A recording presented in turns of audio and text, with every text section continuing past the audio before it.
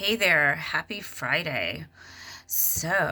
I feel like I dropped a bit of a bomb in an earlier post that I did yesterday saying why I am the way I am and why I do what I do. So there's multiple parts to that story because it evolved throughout my life. So after trying to commit suicide when I was 14, um, I had met someone who was much older than me before I entered high school, and he was in a really horrible accident, and it changed the trajectory of his life. And we just became really, really good friends, and it developed into a relationship. But he actually helped me stop drinking because that was the cause of his accident. And so I became sober. And, but the relationship side wasn't so great. So I now know that it was a trauma bond. That I didn't know that kind of thing existed back then, of course, because this was the 80s. And that carried on for about 7 years. And his family was lovely. I love them still to this day. They actually taught me how to cook and how to keep a house and what families really like. And it was really awesome. So I'm forever grateful for that. So after those 7 years passed and I decided that I wanted to help people, um, I wanted to go to college, and in his eyes, that wasn't an option. And he did try to kill me, really, really did. And obviously, he didn't succeed. So ultimately, I saved myself and carried on and paid my way through college the best I could. So I learned so many things during that time. I put myself in therapy um, with no help from anyone else and no suggestions from anyone else.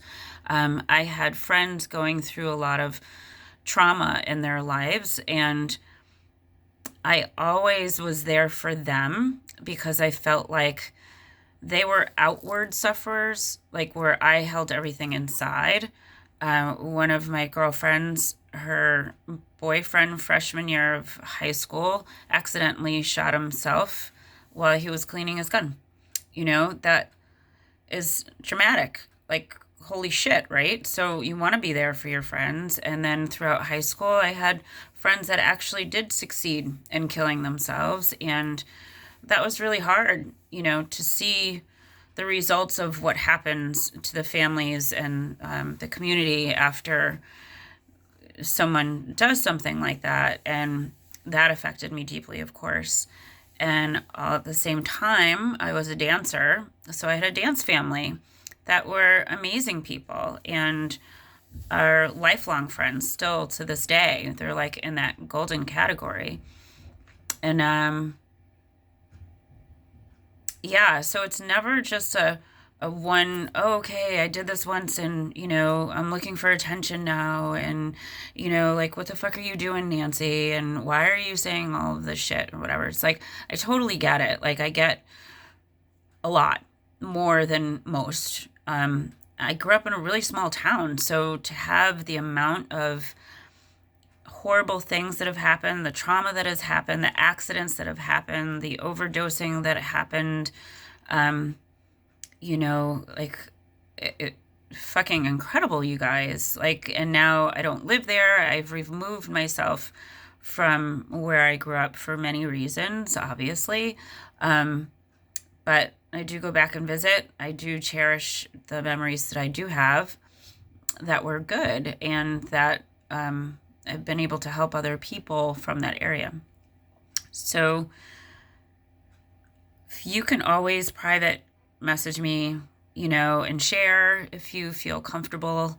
If you don't, if you're just like, I have no idea what's happening to this girl and she's losing her mind, like, whatever, I'm good. Like, I am at a point in my life now where I know who I can help. I know who I can't.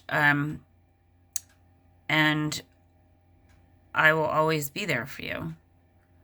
Because when you know that no one's there for you, and it's a really lonely and dark place, just know that there is light and there is a hand reaching for you and pulling you out. And it's me.